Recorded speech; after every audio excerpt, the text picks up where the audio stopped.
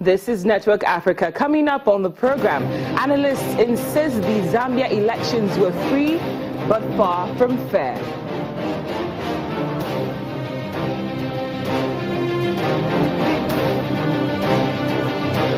Then the Chibok girl who was freed some months ago says she misses the father of her child.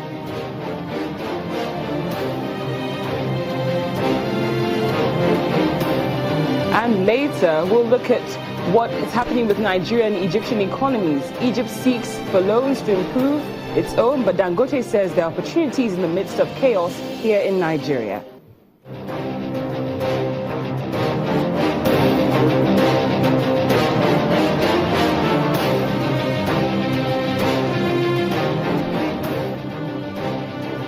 Thanks a lot for staying tuned to Channels Television. This is Network Africa. I'm Cynthia Are. Now, according to the head of the African Union Observer, that's former Nigerian President Dr. Goodluck Jonathan, the AU has concluded that the elections in Zambia have been conducted in a peaceful atmosphere within that framework that satisfactorily meets the continental and regional principles of democratic elections. However, the African Union has come under intense criticism in the past for rubber stamping and problematic votes, which also suggests that the continental and regional principles of the elections may not be as rigorous as they should be.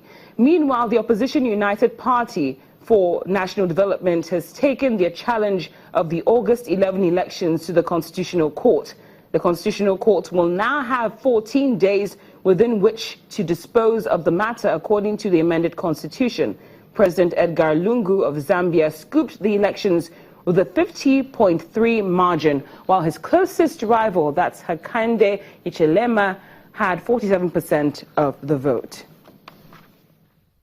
Now to some news which some might find fairly odd. According to Reuters news agency, the freed Chibok girl says she is unhappy to be separated from the man identified by the military as a militant Islamist who fathered her 4-month-old child while she was being held captive by the Boko Haram sect. In her first interview since being rescued in May, Amina Ali, who's 21, was said to have told Reuters the following. She says here, quote, "I want him to know that I'm still thinking about him. Just because we got separated, that does not mean that I don't think about him. I just want to go home. I don't know about school. I will decide about school when I get back, but I have no idea when I will be going home." Miss Ali is believed to be the only Chibok girl to have escaped since the high-profile abduction of more than 200 of them from a boarding school in northeastern Nigeria back in 2014. She was found by local people in a forest with the suspected militant who identified himself as her husband and their child. Well, joining me in studio is clinical psychologist from the Lagos University Teaching Hospital, Dr. Charles Ume. Dr. Charles, thank you very much for joining us on Network Africa. Now, most people who actually hear this, what Amina is saying about what happened with her and missing her husband, in quote, might be quick to say, okay, what is she thinking? But this is as a result of the traumatic experience she had, isn't it? Exactly. Nobody has a situation that will not fit them way, no matter how strong stress-hardy you might be. Now, if you look at the circumstances surrounding the abduction and eventually release, in quote, it's clear that years, they must have gone through a lot of torture, trauma, while in captivity. But she found a very soft spot in the husband that actually led to the marriage or whatever, her having a baby for the man. And then there is a bond already. Now, why will you separate that bond? If you remember what happened in the Stockholm Syndrome, it's a similar thing, okay? In your difficulty, you suddenly found a source of succor.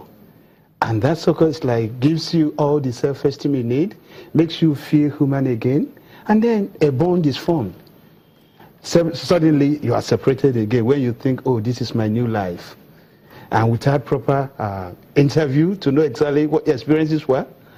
Now, I am of the opinion that if they had actually interviewed her, they would have understood ab initio where she's coming from. But is the issue really about the interview, or about the, they're saying that she underwent a reformation process, something of that nature, at an undisclosed location. Do you think that sufficed, saying that months after the experience, she's saying things like this that are rather troubling or show the extent of the trauma that she's been through? Yeah. What is reformation? There are principles in debriefing and rehabilitating somebody who have been traumatized. Then that of separation again comes to bear. Now what we'll talk about is, okay, what are the reasons, okay, behind this new separation? Now, in the abduction, what were her experiences? Has anybody been able to tell us these are part of her own story? So that from her own story, you'll be able to understand the kind of person, the kind of experience she has had, and how mentally prepared she is for a new life. And if there have been a systematic interview, some of these things will have been gleaned from such interviews. Then you use such information to plan a rehab program for her that will suit her specific situation. No two persons experiencing the same thing the same way. So that's why it is important. She will be properly interviewed. Now, from that interview, you'll be able to know the kind of relationship that exists between him and the father of her child. Now, from that, you'll be able to understand, okay, the way forward. Is this person ready to live without this young man? What does this young man mean in her life? That way, you start planning strategically, because now she's talking about this man because the man is nowhere. Maybe this is the only source of hope she has in life, and you are taking it away. Other things will not make meaning to her until this present man that actually delivered her from the jaws of the crooks, okay, is important in her rehab. But do you also think that keeping her away from home has also contributed to this bond that she's formed with the father of her child? In that, in her statement, we see here that she says she's not even sure that she wants to go back to school, but she's certain that she wants to go home. Yes. So do you think that was a bad move on the part of the authorities by keeping her away from home? What I will say about that is this: you can't rehab her properly without knowing the meaning of this new man in her life. What about that home? At least this part that she was able to reveal, supposedly to Reuters, saying she wants to go home. Yes. How crucial is home in this process of trying to get her to live a relatively stable life again? The home she meant here is to reunite with the husband. Not the actual home that she... Where is her home? Ask her. That's the reference that you're talking about. Let them know that let the husband know that, oh, he is thinking about her. And now where she is, she can't reach the husband because the bond is there. The emotional attachment is already established.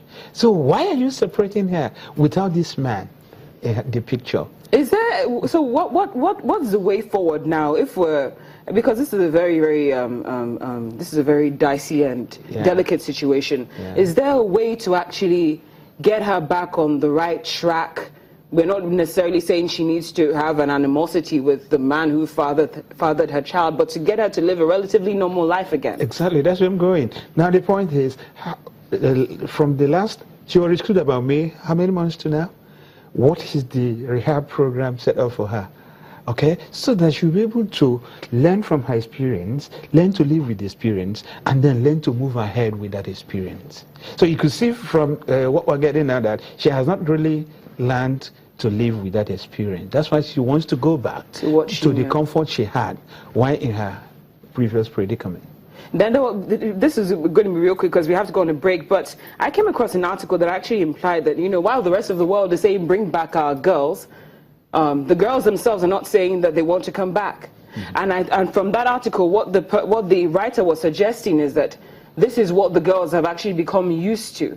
So I think what I take from there is that Amina is just one example of what the rest of her colleagues are dealing with at the moment. Exactly. So what do you have to say about that? Of course, you can't just release them after how many years in incarceration and say you want to reunite them or integrate them back to the society. It's not going to be possible because a lot of things has happened while they were incarcerated. So what do we do as clinical psychologists and other healthcare professionals? Okay, there should be a systematic program to rehab them and then reintegrate them gradually into the society. Okay, you don't just remove them and think they will function in another society without proper reintegration. It's not going to work. Reintegration is what we take from there. Dr. Charles Umeh, clinical psychologist from Luth, thank you so much for joining us on Network Africa. We appreciate your time. Thank you. Now, still to come on the program, while Egypt seeks for loans to improve its economy, Dangote says there are opportunities in the midst of chaos as regards Nigeria.